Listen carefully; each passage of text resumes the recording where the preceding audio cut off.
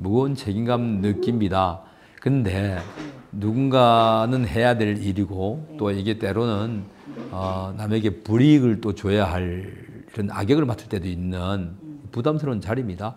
이게 무슨 언론이나 밖에서는 이게 무슨 권한을 행사하는 자리 이렇게들 또 표현하지만은 그게 아니라 책임을 지는 자리입니다.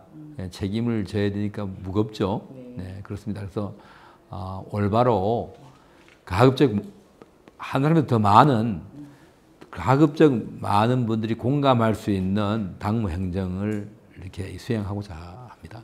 시대를 불문하고 이게 시대를 관통해서 적용되는 공통의 이런 이 기준이 있습니다. 뭐냐면 좋은 분 모시는 거예요. 그러니까 이 좋은 분이라는 것은 국민 모두가 공감할 수 있는 사람, 또 이 공직에 대한 이 가치, 공직의 가치가 무엇인지를, 의미가 무엇인지를 이해하고, 제대로 이해하고 있는 분, 공직 윤리가 있는 분, 또 지역에서 당선될 수 있는 분, 이런 분들이죠. 이런 분들을 잘 모시는 게 제일로 일반적이고 시대를 불문하고 변치 않는 기준입니다. 제일 중요한 기준이다. 당연하죠. 서운하죠. 왜냐하면 무슨 저에게 무슨 인센티브를 달라, 특혜를 달라 이게 아니잖아요. 그냥 공정하게 기회를 달라는 건데 그런 기회를 부여받지 못하니까 얼마나 서운했겠어요. 그렇지만 이제 결국 그거는 그래서 아마 그런 것 때문에 제가 이 문제에 있어서 누구보다도 더 그런 이제 입장을 더 깊이 이해할 수 있는 사람입니다. 그런 사람이 제가 이제 한 7년 전이죠. 7년 전에 경험했던 일들을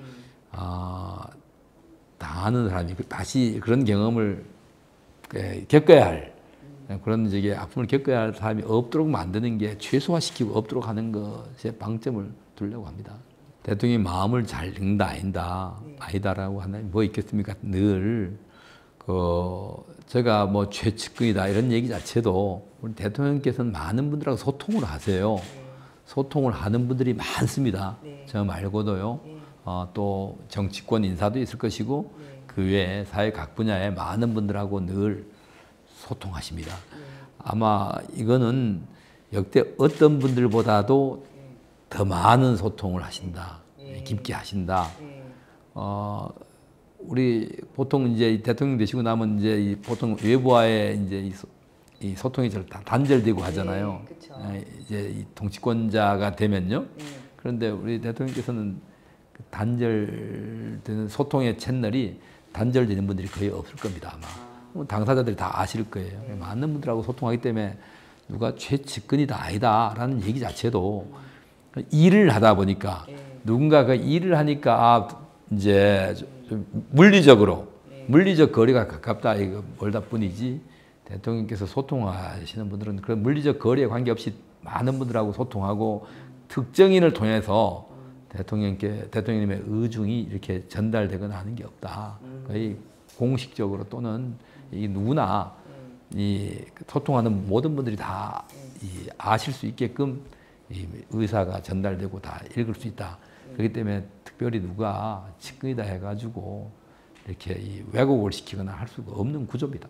윤석열 대통령의 핵심 관계자라는 말 아닙니까? 그렇죠. 이것이 그런데 이게 가치 중립적으로 쓰인다면은 이게 무슨 문제가 있고 하겠어요. 근데 늘 특정 정치인이 윤핵관이라는 말을 네이밍을 하기 전에 그 앞전에 다른 정치권 관계자들을 비난하고 비하할 때 다른 이핵관 또는 안핵관 하면서 이렇게 이 부정적 의미를 사용해 온 것을 그대로 프레임을 씌운 겁니다. 그래서 그런 것이지 그것이 윤핵관이 무슨 그 자체로 이것이 나쁘다 거부할 이유도 없는 거고요. 그냥 그들이 뭐라고 하든 간에 그런 게 아이고 그 나쁜 의미로 받아들이지 않게끔 잘 올바로 처신하면 되는 것이죠. 공직을 하니까 우리 서로 그냥 대충 서로 공직을 하고 하니까 그런 분이 계신다는 것 정도야 서로 모르겠습니까?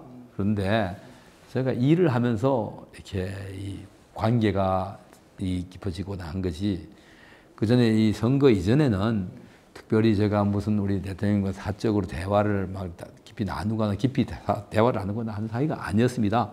그 경선 캠프에 참여하면서부터 이제 우리 지금 대통령과 공적으로 이렇게 이 깊은 일을 함께 해온 거죠. 네. 경선 캠프요? 네. 아, 대선 캠프? 네. 경선 캠프? 네. 제가 2021년 8월 3일이죠. 8월 2일 그때 이제 그 무렵이죠. 예, 그 무렵부터 이제 가까이서 이제 우리 예비 후보님 또 대선 후보가 되시면서 함께 이 대선을 치르면서 많은 일을 해왔기 때문에 이제 이 가까이 자주 일을 함께 하게 되면은 의중을 읽을 수 있지 않습니까? 네. 당연히 우리 당에 우리 윤석열 당시 윤석열 예비 후보께서 우리 당의 당원이셨고요. 입당을 하셨잖아요. 7월 달에 입당을 해서 우리 당의 당원이셨고 당시 우리 당이 사실상 정권 교체를 이룰 수 있는 구심점이 없었습니다.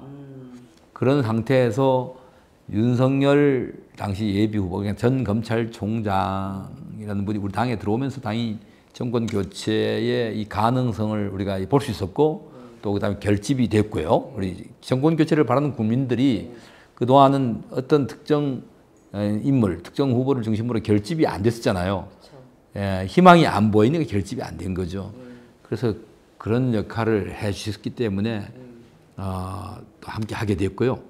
더 나아가서 문재인 정권의 실정, 그들의 허구 이런 것을 갖다가 국민들이 제대로 인식하게끔 싸워주신 분, 올바로 본인이 윤석열 우리 그 대통령은 공직 생활을 하면서 자기 신념, 자기가 그다음에 내가 하는 일이 무엇이 공직이라는 게 뭐예요? 검찰이 뭡니까? 이 법을 올바로 집행하는 거 아닙니까? 그렇죠. 그 법의 집행에는 네 편 내 편이 있어서도 안 되는 거고요. 권력자와 권력이 없는 자도 있어서는 안 됩니다. 그런 일을 실제 말로만 우리가 이론으로만이 아니라 실제 몸소 실천해 왔잖아요. 2013년도인가요? 그 국정원 댓글 사건 때 사실은 정권 초기에 그 서슬퍼런 권력과 맞서서 실적 진실을 밝히려고 검사의 본분이 뭡니까? 실체적 진실을 발견이거든요. 실적 진실을 밝히기 위해서 자기가 많은 어려움을 부르쓰고 해야 할 일을 해왔고요. 또 그 다음 문정권에 와서도 총장에 임명을 해줬잖아요. 그렇지만 나를 임명해주고 나한테 이렇게 가까운 사람이라 해가지고 그들의 이 잘못된 이런 이제 범죄 행위를 덮고 갈 수는 없는 거 아닙니까? 그런 걸 세상에 드러나게끔 만들므로써 우리 대한민국의 정의와 또 그다음에 공정한 법 집행이 이루어질 수 있게끔 만든 장본인이 아닙니까? 그러니까 그런 후보를 우리가 모실 수 있었던 게 우리 당에 와서 후보가 와주신 것도 고마운 일이고 그러니까 더 열심히 도와서 캠페인을 해야죠. 그래서 함께 하게 된 겁니다. 대통령님은 제일로 인상이 남는 게 내 개인의 이익 때문에 해야 할 일을 안 하는 게 없고요. 내 개인의 득이 된다 해가지고 당연히 해야 할 일을 갖다가 주저하지 않고 그 다음에 또 나한테 불이익이 된다 해가지고 해서는 안 될 일을 하는 일도 없어요. 선거 캠페인을 하는 참모들이 후보께 좀 이 남성들 표심이 이게 심상치 않다. 이 전략적으로도 좀 우리가 이 후퇴를 해야 되지 않겠냐라고 건의를 드렸는데 후보는 요지부동이었어요. 저분을 우리가 모셔올 때 우리가 도움을 우리가 여성들에게 적대적이지 않다. 우리 소위 말해서 이 성 갈라치기하고 이렇게 남자와 여자 갈등을 이용하지 그 갈등 구조를 우리가 이득되게끔 하지 않겠다라는 이런 목적 하에 그분을 모셔왔는데 우리가 몰랐던 사실, 새로운 사실이 나온 게 아니라 그분이 여성 여권 신장 운동, 그러니까 페미니즘 운동을 해온 게 다 세상에 알려져 있었던 일이고 우리가 다 알고 모셔왔는데 우리가 불편하다. 우리에게 손해한다 해가지고 좀 나가달라고 말하는 게 그게 선거냐. 난 그런 걸 못한다. 나는 그렇게 할 수 없다고. 손해가 나도 그걸 감수하겠다라고 하신 분이에요. 그러니까 내게 손해가 나고 뭐 한다 하더라도 해서는 안 될 일, 이런 걸 안 하겠다고 하는 분이에요. 그래서 상당 기간 그냥 그 상태가 유지되면서 어려웠어요. 그러니까 우리가 선거를 하든 우리 입장을 볼 때는 도무지 이해가 안 돼. 선거는 일단 이겨야 되는데 거짓말을 하는 것도 아니잖아요. 예? 좀 이제 이 표심을 다독거려야 되니까. 그런데도 끝내 동의하지 않았습니다. 그래서 나중에 이제 그분이 본인이 너무 하니까 끝내 이제 나는 후보에게 도움을 주려고 왔는데 스스로 이제 참 정말 결단을 해가지고 본인 자기 희생을 한 거죠. 나가면서 그래서 이게 아주 좋은 감정으로 내가 나가는 이유를 설명을 하셨잖아요. 한 정권의 이익이 아니라 국가의 이익, 다음 세대를 위해 가지고 해야 할 일들은 거침없이 하는 분이라는 말씀을 드렸잖아요. 그러는 과정에 이 여러 가지 말씀들도 전달이 되지 않겠습니까? 네. 우리 대통령께서는 무슨 얘기도 다 듣습니다. 예, 듣고 또 반론도 또 제기하고 하시지만은 결국은 저게 합리적 결정을 내리세요. 역대 어떤 정권도 대통령 선거가 끝나고 나면은 초창기에 허니문이 있고 지지율이 70% 80%까지 다 올라갔었잖아요. 나중에 가서 3%로 급락하고 10% 20%로 급락하더라도 초창기는 다 좋았어요. 그런데 우리 윤석열 대통령 허니문 기간이 있었습니까? 역대 이런 이 구조가 역대 이런 의회 구조가 여소야대가 극심한 적이 있었습니까? 그 다음에 역대 이렇게 편향된 언론 환경이 있었습니까? 지금 30, 67%, 40% 근접해 가는 이 지지율마저 저는 볼 때 이거는 선거하고는 또 다릅니다. 우리 지난번에 20%까지도 내려가 있었잖아요. 우리 국민의힘이 미래통합당 시절에 20% 19%까지 막 내려가고 했었잖아요. 그것도 선거 치렀잖아요. 이게 지금은 국민들이 지지라는 게 일본 관계 우리 대통령께서도 아까 말씀하신 국민의 국정 지도가 좀 내려간다 하더라도 해야 할 일은 하겠다. 대통령의 인기를 위해서 해야 할 일을 안 하면 안 되잖냐. 이런 마음으로 가니까 그런 거예요. 근데 올라갈 겁니다. 왜 올라간가 하면은 효과가 나타나기 때문에 보약같이 올라갈 거다.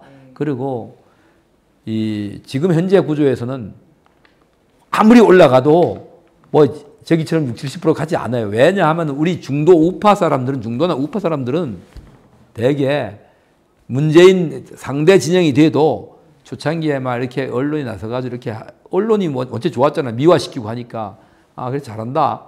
이런 건 잘한다 하고 하죠. 그런데 지금 합니까? 잘하는 것도 그냥 음해하지 못해가지고 당연히 해외에 가가지고 사회를 하면 그러면 우리나라 국기하고 그 나라 주재국의 국기가 있는데 방문국에 거기다 대고 그러면 예를 표하지 안 합니까? 우리 태극기가 있는데 그걸 가지고 일장기에다 했다는 국영방송의 보도 그걸 하면서 신바람이 나가지고 그 다음에 전용기에 지난번에 나토를 갔다 오시는데 가서 국익을 위해서 가서 나토하고 이렇게 성공적으로 외교 성과를 가지고 오는데 그 비행기에 자원봉사자가 탄 게 잘못됐은 겁니까? 왜 문재인 때 김영철인가 누구 개그맨이 타고 왔는데 이 고민정이가 산찌가 자랑을 하고 했잖아요. 그럼에도 불구하고 어떤 언론이 말 한마디 했나? 우리가 말했나요? 안 했잖아요. 그것은 어저께까지 늘 그렇게 같이 함께 하던 사람들이 올 때 빈자리가 있으면 타고 왔는데 유독 그러면 윤석열 정부 들어와서는 그게 안 되느냐.